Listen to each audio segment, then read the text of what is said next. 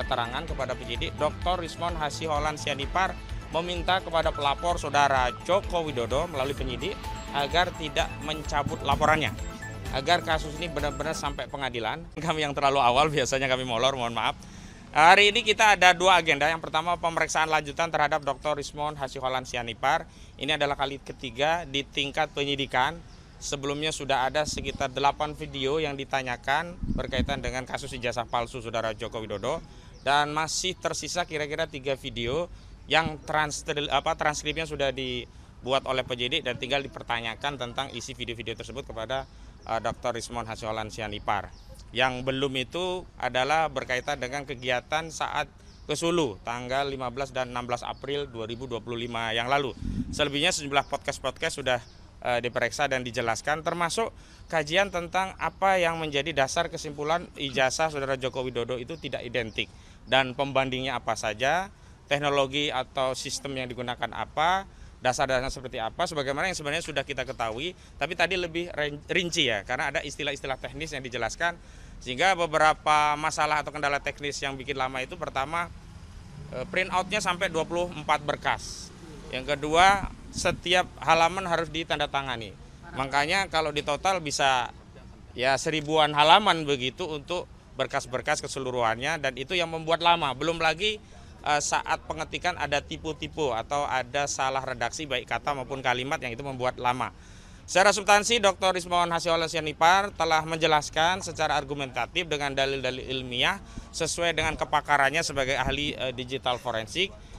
Dan Dr. Rismon Sianipar ada hal yang penting untuk diketahui oleh media dalam sebuah keterangan kepada penyidik. Dr. Rismon Hasyiholan Sianipar meminta kepada pelapor saudara Joko Widodo melalui penyidik agar tidak mencabut laporannya, agar kasus ini benar-benar sampai pengadilan, agar effort ya yang dikeluarkan dalam memberikan penjelasan di kasus ini itu tidak sia-sia, karena sudah banyak ya tenaga, pikiran, bahkan biaya yang dikeluarkan untuk melakukan kajian ini. Nah, nanti kalau di tengah jalan tiba-tiba saudara Joko Widodo mencabut, nanti jadi anti klimaks begitu. Yang kedua, kami juga dari tim advokasi mengimbau pada Kejaksaan Agung ya, karena ini kaitannya ada dengan kasus ijazah saudara Joko Widodo, karena sebelumnya para pendukung saudara Joko Widodo yang hadir di dalam diskusi media selalu mengatakan klien kami ya Rismon Hasyiholan, Roy Suryo dan yang lainnya pasti tersangka, pasti masuk penjara, pasti terpidana. Sedangkan kemarin kita ketahui bahwa saudara Sylvester Matutina tidak hadir kembali dalam proses PK, permohonan PK, dan sudah dinyatakan gugur permohonan itu. Jadi saya meminta kepada Kejaksaan Agung Republik Indonesia, termasuk lebih khusus kepada Kepala Kejaksaan Negeri Jakarta Selatan, agar jaksa selaku penuntut sekaligus eksekutor putusan mengeksekusi saudara Sylvester Matutina. Hukum tidak boleh kalah dengan Sylvester Matutina. Negara tidak boleh menjadi subordinat Sylvester Matutina. Rakyat butuh ketegasan bahwa negara melindungi harkat dan martabat dan wibawa hukum dengan mengeksekusi Sylvester Matutina.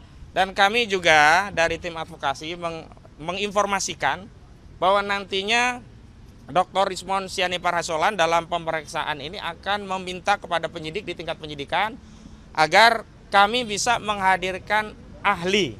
Kalau kemarin dari klien kami, Pak Abraham Samad, telah mengajukan 2 ahli di bidang jurnalistik. Yang pertama sudah diperiksa, yakni saudara Lukas Luwarso, yang beliau pernah menjadi ketua Aliansi Jurnalis Independen dan juga pernah menjadi anggota Dewan Pers.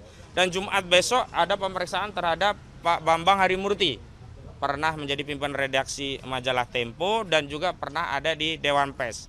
Nah, hari ini nanti di ujung pemeriksaan Rismon Hasyiholan Sianipar akan meminta kepada penyidik untuk menghadirkan setidaknya 3 ahli. Pertama, ahli ITE, karena ada pasal-pasal ITE yang dikenakan kepada klien kami seperti pasal 35, 32, 28 ayat 2. Itu semua pasal ITE, dan kami juga akan menghadirkan ahli ITE untuk menjelaskan bagaimana distribusi elektronik dan pertanggungjawaban secara elektronik di dalam data-data digital.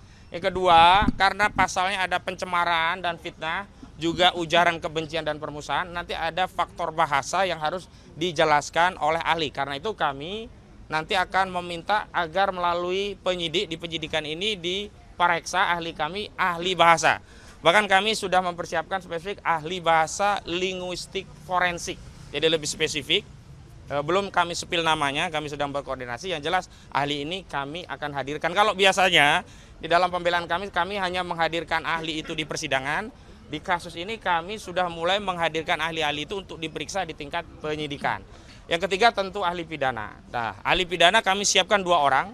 Satu dari sebuah perguruan tinggi negeri nasional dan satu dari sebuah perguruan tinggi swasta. Yang kedua-duanya akan memberikan penjelasan tentang unsur-unsur pidana dalam pasal-pasal yang hari ini sedang disidik oleh penyidik. Baik pasal 310 KUHP tentang pencemaran, pasal 311 KUHP tentang fitnah, pasal 27A Undang-Undang ITE tentang menyerang kehormatan melalui sarana ITE, termasuk pasal-pasal yang unsurnya ada dalam pasal 28 ayat 2 junto 45A ayat 2 Undang-Undang ITE, termasuk juga delik penghasutan yang dilaporkan, yakni pasal 160 KUHP. Kami harapkan dengan adanya kesetimbangan keterangan baik dari ahli kami, juga dari ahli yang konon juga sudah diperiksa oleh Polda Metro Jaya, bahkan kabarnya yang sudah diperiksa ahli psikologi, sosiologi, bukan hanya pidana, juga bukan ITE, termasuk ahli sosiologi, psikologi terkait ujaran-ujaran yang menjadi materi dari pemeriksaan di tingkat penyidikan ini. Kami ingin ahli-ahli kami yang memberikan keterangan juga memperkaya, yang akan bisa dijadikan pertimbangan oleh penyidik untuk menetapkan apakah kasus-kasus ini benar-benar sebuah kejahatan yang layak untuk ada tersangkanya setelah dipenyidikan, atau ternyata ini sebenarnya bukan bagian dari kejahatan, bahkan hak konstitusional yang berulang kali kami tegaskan bahwa setiap orang bebas bersuara, bebas berpendapat.